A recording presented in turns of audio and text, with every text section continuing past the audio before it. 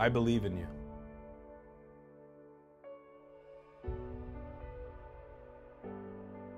Sure, I'd be happy to. One of my possessions I'm most proud of is my license plate. I have the California license plate Entrepreneur. And it goes way back to when I was in my early 20s and I was sitting on the beach and I really didn't know what I wanted to do. And a gentleman sat down and he said, what are you doing? I said, I'm sitting here. And he goes, no, where are you going with your life? And I said, I'm still deciding what I want to do.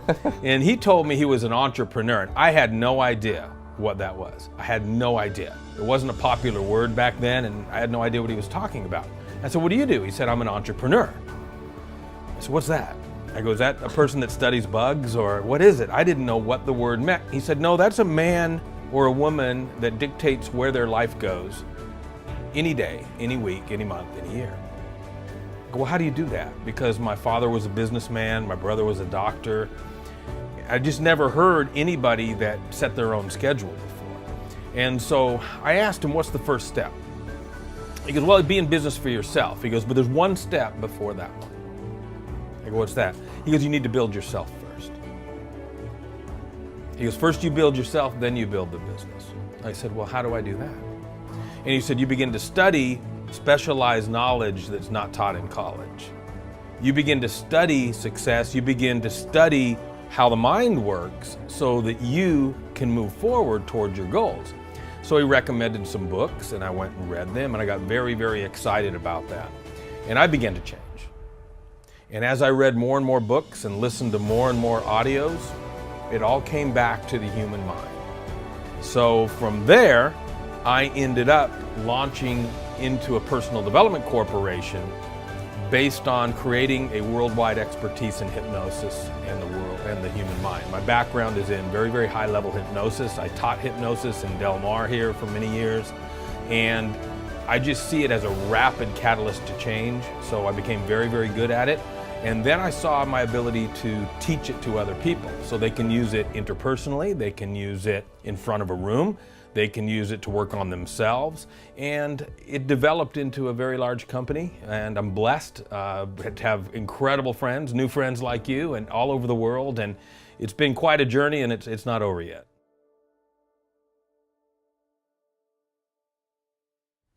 I was sitting at the beach in Pacific Beach, and he sat down next to me. There's a wall, and you just really down there don't do a lot. You just sit and enjoy the day, enjoy the sunshine, enjoy the beach. And he sat down, and we just began talking. So it might have been a divine intervention, but if I could find that man, I would buy him a Mercedes-Benz because he changed everything for me, and I have no idea who it is. That's correct. Everything that I was reading was coming back to the subconscious mind. Everything I was looking at came back to programming the subconscious mind. And as I looked further into that, I discovered that hypnosis was like surgery. It was the fastest, most expeditious way to program, or to change the programs, if you will, in the subconscious. So rather than take a long distance road, it's a very short road for rapid change within an individual. Ericksonian is a form of hypnosis. Ericksonian is a language-based hypnosis. There's many different kinds of hypnosis. There's rapid induction hypnosis, instantaneous induction hypnosis. There's a number of ways that you can utilize hypnosis, and hypnosis is based on semantics, linguistics, and the art of suggestion. So you can use part of hypnosis for influence, for persuasion, whether it be one-on-one, say a real estate agent, or whether it be in front of an audience of 5,000 people. And there's some laws of the mind, rules of the mind, if you will, one of which is every suggestion is enforced by the prior accepted suggestion. So for instance, if sit up for 1 second, that was a suggestion. So I began to get a compliance on your part. Then what I'll end up doing is using language patterns to get your mind, your subconscious, to agree. Your subconscious will say, that's true. In other words, it won't refute what I'm saying. So now I have a congruent cadence of language to insert other suggestions persuasion. Let me give you a quick example Yeah. of what's called a phonological ambiguity embedded command. Let's say I was selling a computer system. And my objective from the stage was to get somebody to buy the computer system. I work with many high-class speakers, world-class speakers that want to monetize their business. They're very good at their content. They're content competent. They're very good, but they teach. And teachers don't make a lot of money. They want to make a lot of money. Professional speakers don't teach. They influence. There's a big difference. If you go to college and you learn biology, he's a good teacher, but nobody wants to buy anything when they leave the class. He needs to weave his content into an influence bed. So one of the things you can do, an embedded command or a phonological ambiguity would be, as you sit at the chair, in the chair right now, I am sure you'll by now understand that the X150 computer system will increase your profits by 150%. Did you catch it? Yeah.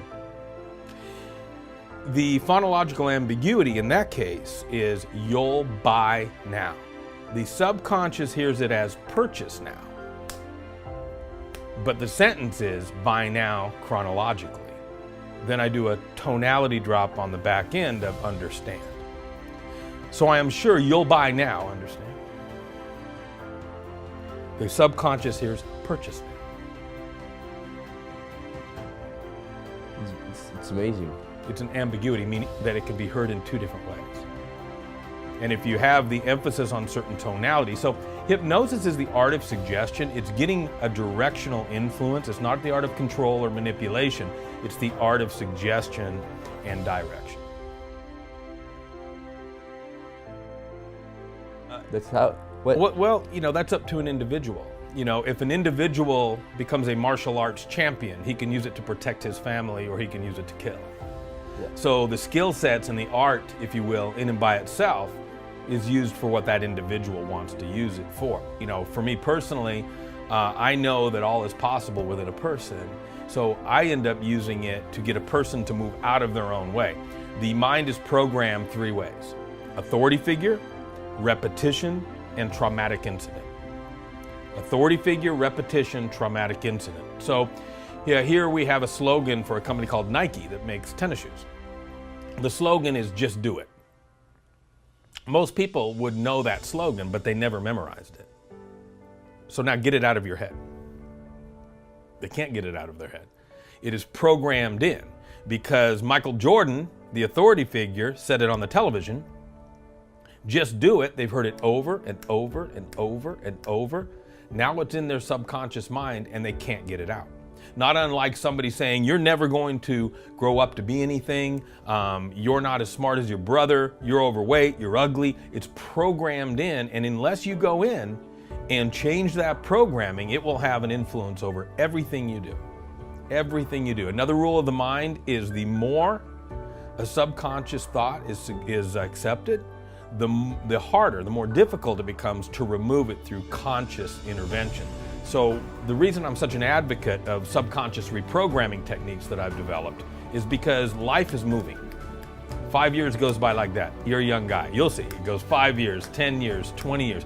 I think it is prudent to get a person to get on track as quickly as possible. Because if they're going to bring their dreams to fruition, if they're going to bring their music, let's say, to the market, then we all get to hear the music. And we may be affected by whatever their dream is. So I think there's a big need out there for people to progress toward whatever their dream is as quickly as possible.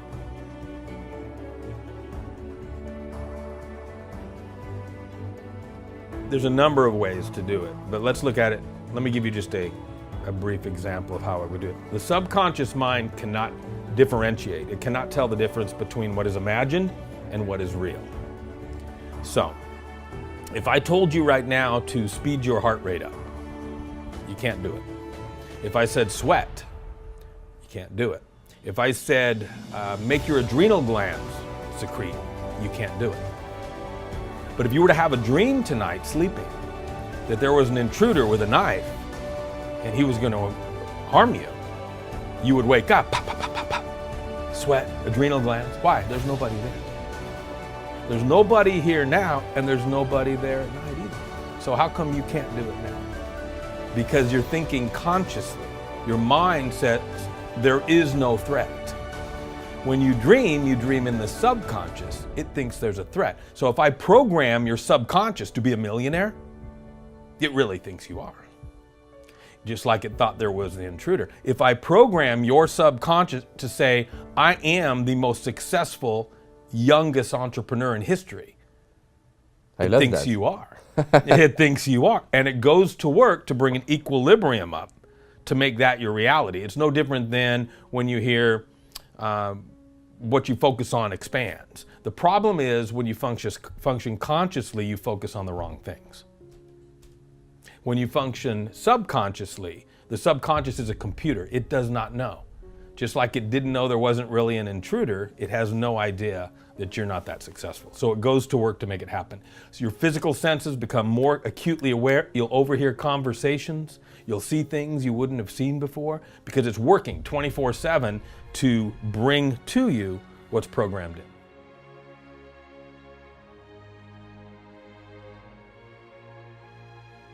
I teach self-hypnosis and subconscious reprogramming tactics through my seminars, Mind Masterpiece, Life Masterpiece Experience. Absolutely, you can learn to do it on your own. The same as you can learn to karate on your own. But it is better to have an instructor to teach you first, and then you can go practice the moves. So I teach anybody that comes to my seminars. Here's my opinion on most seminars. I don't want to offend anybody, but here's my personal opinion. Imagine some marbles in your hand. And I'm click, click, click, click, click, click. That's people at a seminar. Click, click, click. They're talking, they're excited. The next morning, I drop those marbles on the table. That's the day after the seminar. What happens? They roll really fast. Some roll farther than others, but they all stop. They all stop because the programs that are self-limiting were never addressed. The programs that are holding them back of, I'm not educated enough, I'm too young, there's other people better than me, I don't deserve that much money, those programs will come back in. Even though you're excited for a little while, and pretty soon what happens? They give up on it. We see it thousands of times. You've seen it. The best of intention doesn't result in the best result.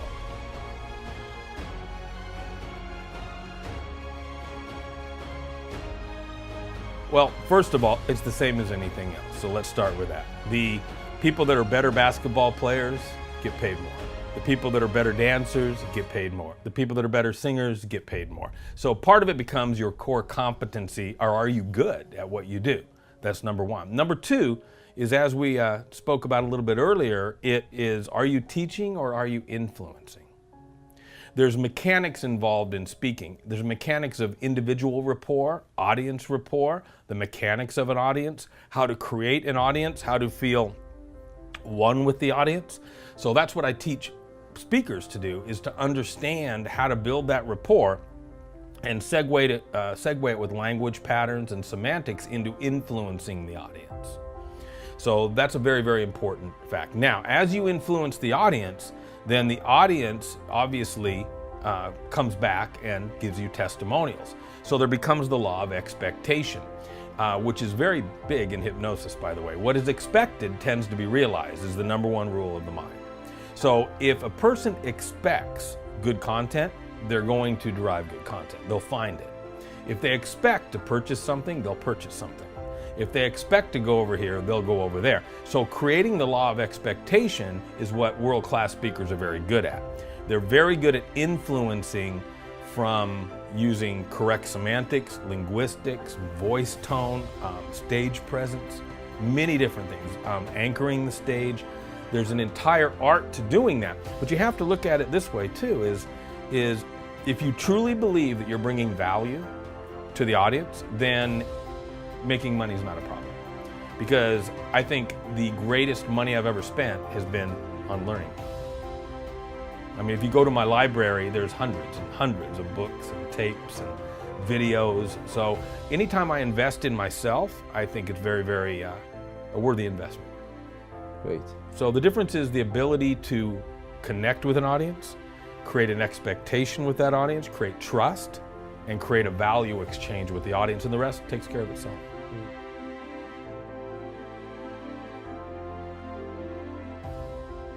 Well, what happens if you're interacting with an audience, people will be influenced by what other people do. Yeah. Okay?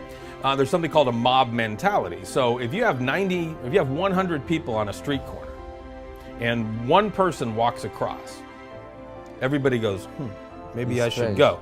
When the second person walks across, they all go.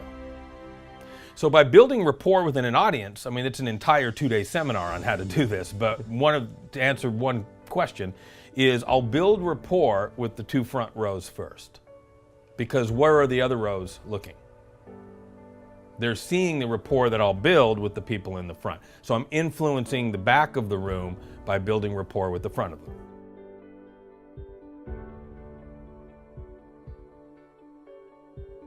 Correct. You'll build rapport with the first row. Like I said, we can do 2 days on this. The other thing is make sure that you're hitting all of the different genders that are in the room, the different age groups that are different in the room, the ability to somebody say, he's talking to me. Make sure that the eye contact is there. You're very good. You look me in the eye. Make sure that the eye contact is there. Make sure that you are identifying with everybody in the room. Because at the end of the day, why are you speaking? Are you speaking to take or speak to give? If you make money by taking, your career will end up nothing. If you make money by giving, you'll have a legacy. So if you're giving content, it's in everybody's best interest to absorb it. I have 3 A's that I follow. That is acquisition, assimilation, application. If you default on any of those, then you're dead in the water. So acquisition of information is being at the seminar. Assimilation is absorbing it and learning it. Then you have to go the next day and apply it. So say that you're playing the guitar. You're acquiring the lesson on how to do it. Did you learn the lesson or did you already forget? So now even if you remembered, you have to the next day practice. So it's the same thing in a seminar. It's making sure those 3 A's are as close to perfect as you can.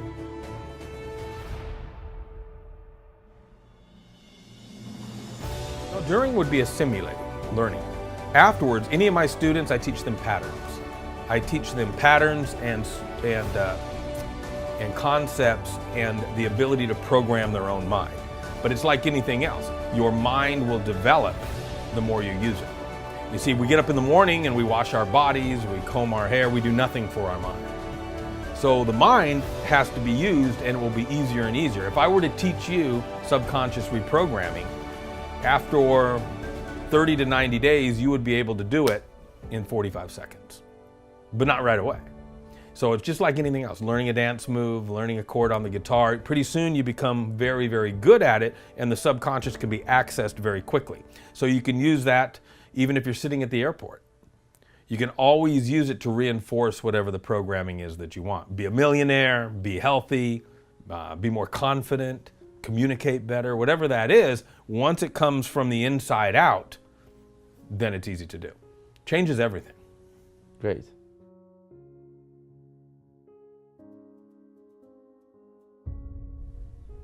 Well, first, you're going to talk to different people that have different ideas and concepts. To me, if you're not dealing with the subconscious mind using my techniques or somebody's techniques that's competent at it, then you're always going to default because your conscious mind will always be there.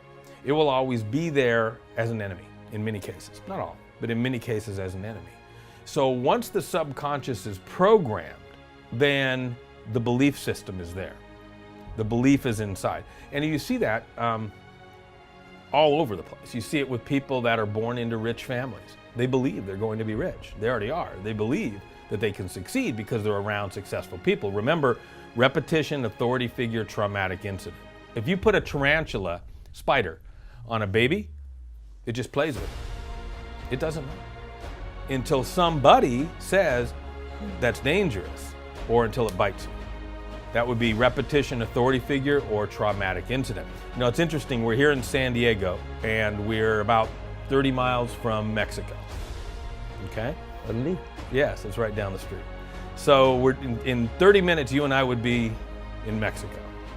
So the interesting thing is if you look at American children in San Diego, say an 8-year-old boy, They are told growing up, do not talk to strangers. Don't talk to strangers. Don't talk to strangers. Something bad is going to happen. Look at the girl on TV. She never came back. Don't talk to strangers. Don't talk to strangers.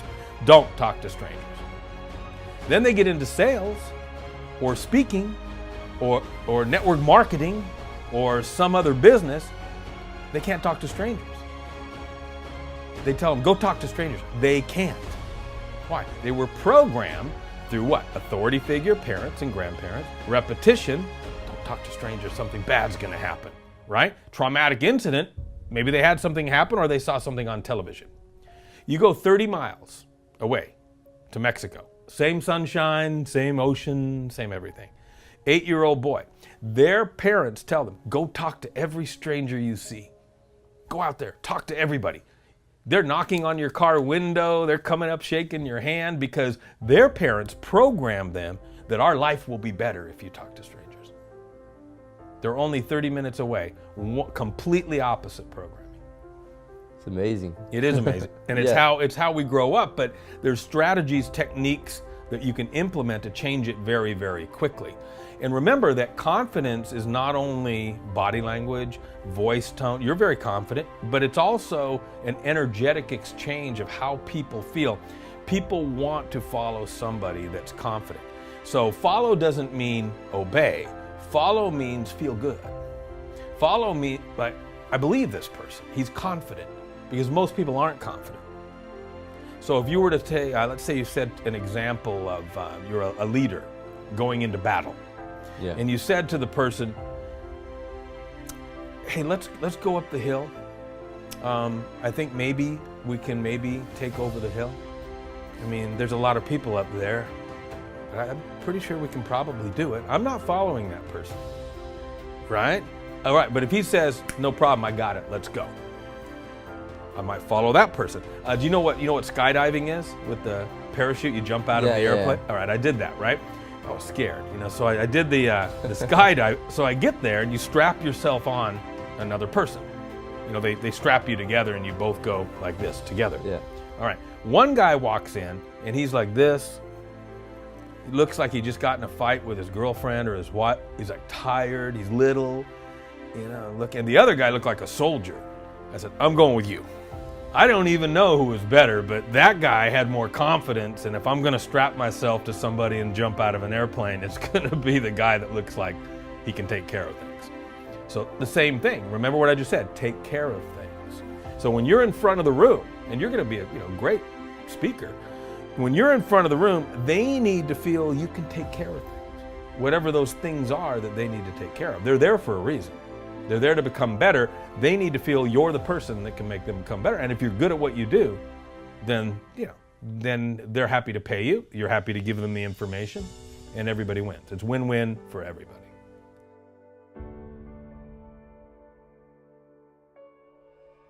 You know what the 4 most powerful words are? Yeah. I believe in you.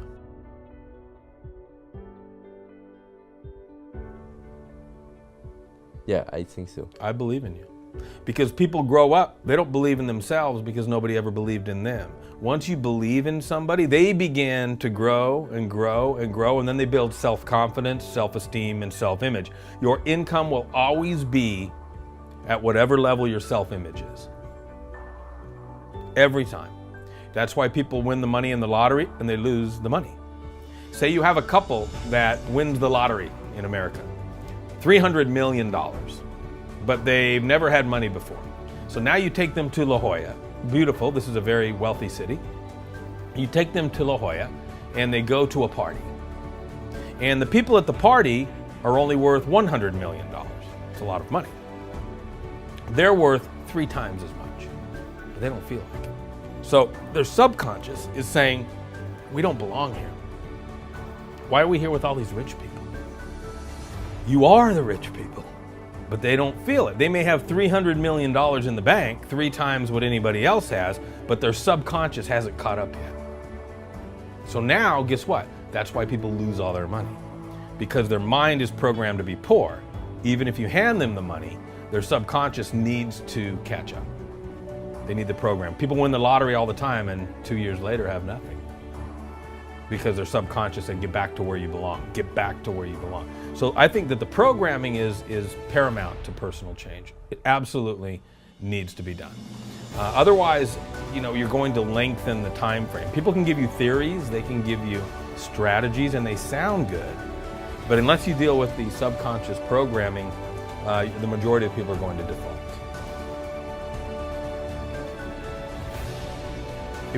At my seminar, my flagship seminar is called Mind Masterpiece. So say there's 500 people in the room. They're there to learn.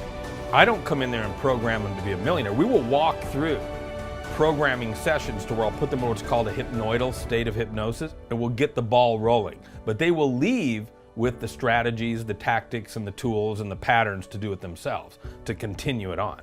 They're not going to come in 15 minutes leave as a multimillionaire. We're going to go over some of that programming there, just like a personal trainer will show you how to work out. Then it's up to you to go to the gym and consistently apply that. And the change is very fast, very rapid. So most of my seminars, people are there for different reasons. Not everybody's there to be a millionaire. People are there for many, many different reasons. So I'll teach them the tools, and then they can customize those tools for whatever it is that they want. If you're looking at the millionaire, the first thing is we have to identify, if we were just going to focus on that, then we have to identify what their relationship is with money. Okay, we need to know, is money good? Is money bad? Do you feel that people with money are good? Do you feel that people with money are bad? So once we're able to ask questions and see what they're programming it, then we can unlock and come back and make sure that they don't have any problem moving toward that. Then we elevate their self-confidence and self-esteem on a subconscious level. Fear, you're only born with two fears: fear of falling and the fear of noise. That's it. So at my seminars, I'll put a board on the stage, and I'll have you walk across it. 8 inches wide, 15 feet long, 12 feet long. No problem. Put you in a state of hypnosis, tell you that board is suspended between two 20-story buildings. Remember the subconscious? It really thinks it is. You can't walk across it. Why? Fear of falling. Fear of dying. Is it really between two buildings? Nope, it's your mind thought. So all the fear came in. I can't walk across it. Well, the same thing. I can't get on stage and sing that song for everybody because they may not like me. They have a need for approval. Very important what other people think of me. So we're able to go in, not disengage what other people think, but go into the subconscious using a variety of techniques and get their self-esteem and self-image up to where they feel worthy of success. Once you're worthy of success and you attach it to something that you're making money by giving, not by taking, then the gate's open. You couldn't stop your business from it because other people are going to sense that you're genuine. And that's the biggest thing. Are you genuine? I don't have a problem paying somebody to help me as long as I feel that they're doing it for the right reason. Well, that happens automatically if you genuinely, I have no opposition to making money. I've made a lot of money. I have no problem with that. Yeah. But I make the money by feeling that I'm not selling them something that's not real. So they're going to, in other words, if you were a doctor and you knew how to fix my broken arm and you knew how to do it, you wouldn't have a problem with me paying you because in your mind you go, I can help him. But if you were pretending to fix my broken arm, then that's what I'm talking about, is now you're taking money, you're not giving what they expected from you. So if you look at a beginner speaker, part of it really is practice. I mean, part of it, you cannot hypnotize somebody to be a good guitar player. You can hypnotize them to get over the fear of the audience. You can hypnotize them to become more disciplined to practice, but I can't hypnotize them to play all the chords better tomorrow. They're going to have to get in front of the audience. They're going to have to start to practice. It's interesting because I learned under the world's greatest hypnotist in the world when I started to study. And who is he? Oh, there's many. I've studied under 4 different. Gil Boyne was one in Los Angeles. He's passed on now, but he's master. And so I sought out the way that I'm a big believer in mentorship. So anytime I want to do anything, I go find who the best in the world are. Then I go, why would I spend hours without being with the best? So if they're accessible, then I'll go find those individuals. And how do you know who is the best? I ask people. If I were to ask somebody now who is the best basketball player, I'll get 1 or 2 or 3 people. I don't even have to know anything about basketball. It will be the same 3, 4, 5 people. People that know the subject would know. If I asked you who is the best tennis player in the world, I get 2 or 3 different people. Yeah. You know, any profession that people are involved in, they'll know who, you know, the best are.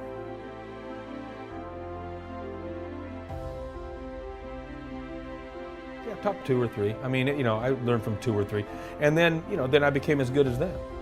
You know, it doesn't mean that that a tennis player today is not as good as the tennis player from 20 years ago. They could be better. So you just have to get the right instruction because it accelerates your journey.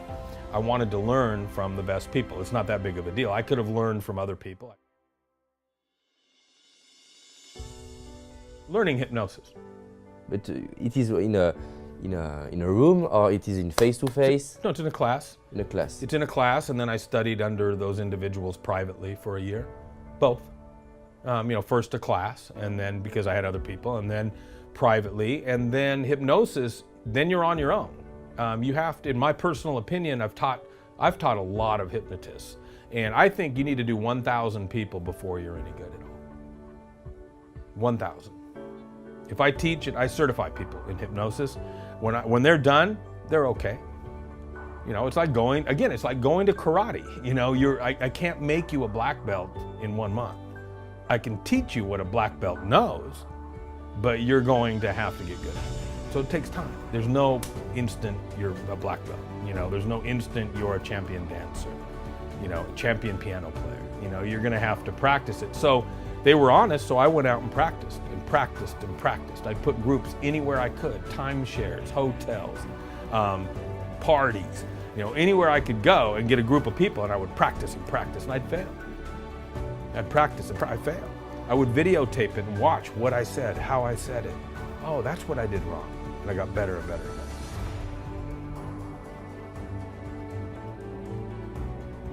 Great. Yeah, it took a long time, but it's well worth it because it's like anything. Hypnosis and personal development to me is like music is to a musician. There's nothing they'd rather do, you know, than practice their music. Same with me. There's nothing I'd rather do than teach and practice and develop new skills for the human mind. There's nothing else.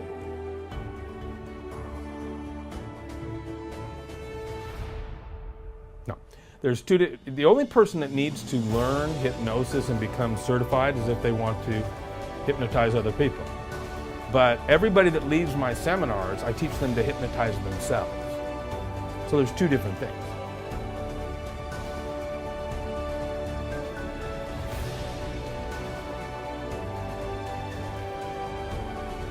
Absolutely.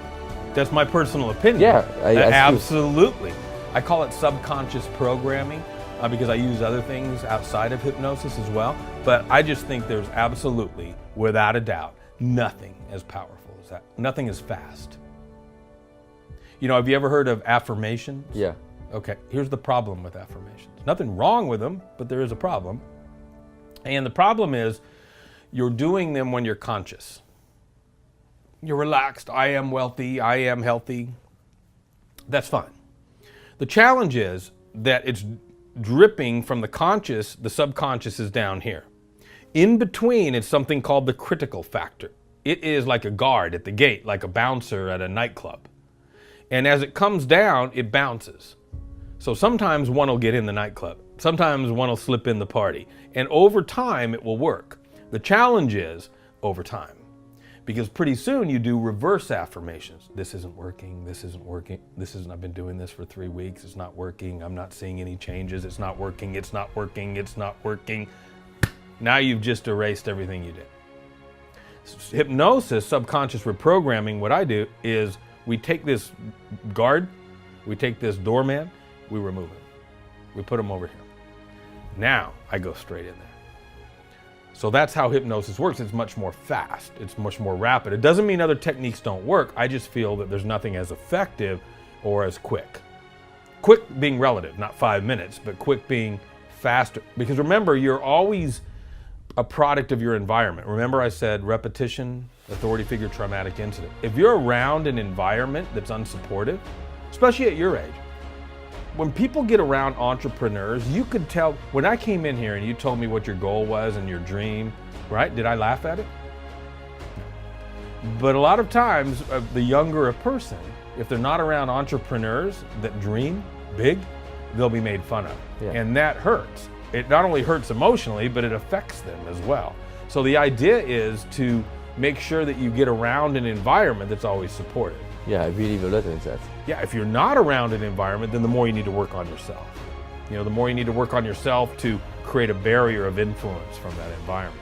'Cause we're always around somebody. You know, people always say to me that come visit me from all over the world in San Diego, private clients. I do professional poker players, athletes, and not a lot of private clients, so CEOs, people that fly in, and they say, look at everybody in San Diego, they're all in shape. Like everybody exercises, you know, they're in great shape. So it's harder to become overweight in San Diego than it is in other areas of the country to where everybody's overweight. You know, so conversely, it's hard to be in an area of the country to where nobody is physically fit and be the only person that starts doing push-ups on the floor. You go down here to the beach, you see people all over exercising, running, doing push-ups, yoga, because that's the environment. So it becomes more conducive to people being in shape here. Same thing, if you're around entrepreneurs, I had to leave my friends.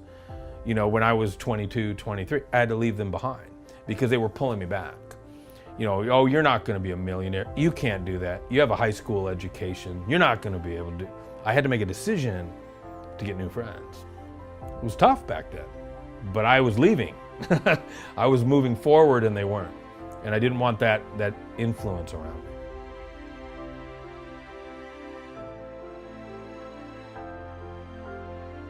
Well, the first life lesson is that seconds connect to minutes, minutes connect to hours, hours connect to days, days connect to weeks, weeks connect to months, months connect to years, years connect to decades, decades connect to legacies. So you have to understand that mastering the minute is mastering the legacy. Mastering the minute is mastering the year. And it's more than just living in the now, it's mastering that minute. It's mastering interacting with people with no agenda. Because as the more we become involved in business and life and people, the more you start hearing, I call it layered listening. I never listen to what a person is saying, I listen to what they mean. Because 80% of the time, what they're saying isn't what they mean. And we know that because everybody's selling something, everybody wants something, everybody has an agenda. So you learn to listen in a different way. So one of the life lessons is mastering your minute. Can you master every minute? Then can you master every hour? Then can you master every day? The other thing is, second life lesson, it's a great term, is when you show me your calendar for the week or the month. All successful people schedule their time. They understand they cannot make time. You can only direct it or invest it. You can't make anymore. There's only 24 hours. You can't make 25. So you can never make time. You can only invest it or direct it. So when I look at somebody's calendar, the first thing I do if I was working with somebody, I say, show me your calendar for the week. Okay, now show me your calendar for the month. I don't schedule a month out. Well, you better. Now, I want to see in your calendar where you have your future. They go, what? Where's your future? I see go to the movies with my girlfriend. I see work on Saturday on my films. I see go bicycle riding, take the kids. I see all of the things you have to do. Where is your future? So you, for instance, scheduled an interview with me today, right? Yeah. Your future's in your calendar. That's why you're moving forward. That's why you're going to be a super success. Your future is in your calendar. How many people ever put anything in their calendar that is, I'm going to spend 2 hours on my future? Nobody. So if you don't plan your future, then you just arrive there and then you get upset. It's not what I want. We didn't plan it. If you look at football teams, you know, professional football here in America, their goal, life lesson number 3, their goal is to win the Super Bowl, right? But did they go out there and just say, we're going to win the Super Bowl? Nope, they have a playbook. They know the plays. They've practiced it. They've mastered it. But that's still not enough. What do they do after every single play? They all get around each other. Why? The landscape changes. Might have to change the play. Doesn't matter. Maybe that play didn't work. Maybe we're going to do this play instead. So people have to master their minutes so they can master their hours, because the environment changes. Things change. You have to be ready and then be able to maneuver yourself toward where you want to go.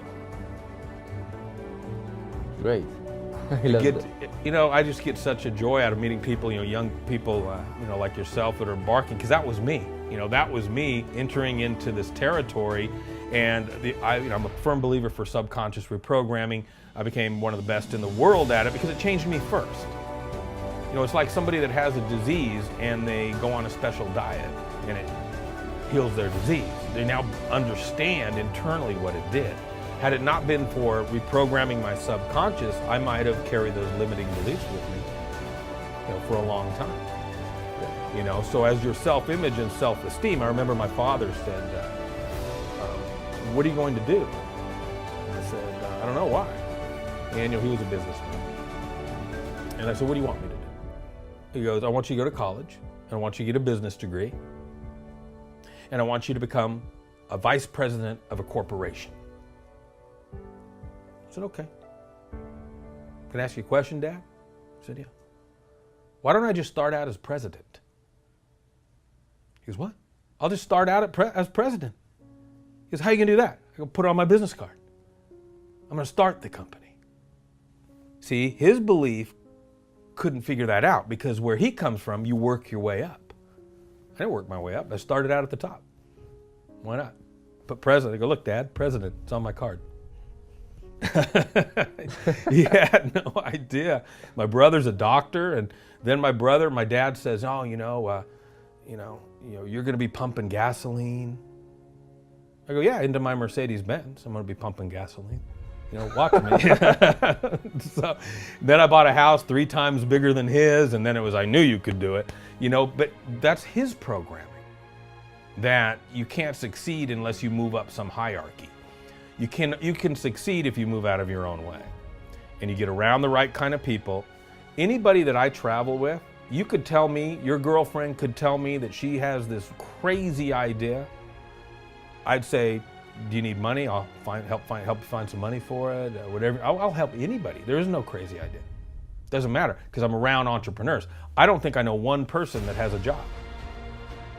I don't hang around people with jobs. Nobody I hang around makes their money through hourly wage, salary, base, or commission. They make their money through entrepreneurial activities. So I'm around that environment, that catalyst or that genesis of thought. Yeah, and it's fun. No, you look at what everyone else does. You see, my philosophy is look and see what everyone does and don't do that. Don't make money the way they make money. Don't treat people the way they treat people. Don't eat what they eat. Don't think what they think. Don't read what they read. Don't go where they go. Because guess what? You're going to be just like the masses, the majority. There's nothing wrong with that if you're happy. But if you want to move beyond the majority, then don't do what they do. So the way you operate above average all the time is simply look and see what everybody else does and don't do that. I get up at 4 in the morning and I'm in the gym at 5 a.m. When 4 o'clock comes, all I have to do is ask myself a question. What would an average person do? Go back to sleep? I got to get up then. Would an average person eat that? Yeah, I'm not going to eat it then. Would an average person blow off reading that book? Okay, I've got to read it then. So I'm always operating above average. So when somebody is not happy or they're not motivated, there's a difference between wanting and hoping and creating a plan to do it. So back to subconscious. If we're able to get them to internally believe it's possible for them, then they'll be motivated. Great. Easy. Another example to give you is somebody will not start a business that they don't believe in, that will only cost $500, but they could make $1 million. That person will tell you they don't have the $500, but the next month they'll go pay $5,000 to learn to cut hair. Why? Because they believe that if they get that degree to cut hair, they can make $20,000, $30,000 a year. They don't believe if they start this business that they can make $20,000, $30,000 a month. They don't believe it. So when you talk about millionaire, what subconsciously what you want to do, and this is very important, back to your how to be a loser question, very important that your excitation, your excitement, and your belief are in alignment. If I tell somebody that only makes $20,000 a year, they're going to be a millionaire, very, very difficult. Sounds good. That would be cool, but they don't believe it. So you know what I tell somebody that makes $20,000 a year? I'm going to show you how to make 40. Now they're excited and they believe I could probably make 40. When we go to 40, we take them to 80. 80 to 160, 160 to 320, 320 to 640, millionaire. Start with the steps up the ladder. Don't try to go from the bottom all the way to the top because your mind goes, I don't know if I can do that. Before you learn to make $1 million, you need to learn to make 100,000. Yeah. Before you can make 100,000, you need to learn how to make 10. Before you make 10, you need to learn how to make 1,000, 100, and then your first dollar. So once you're able to step it up, your subconscious goes, I can do that. I can go to that next step. And that's how you move your way, keeping belief in sync.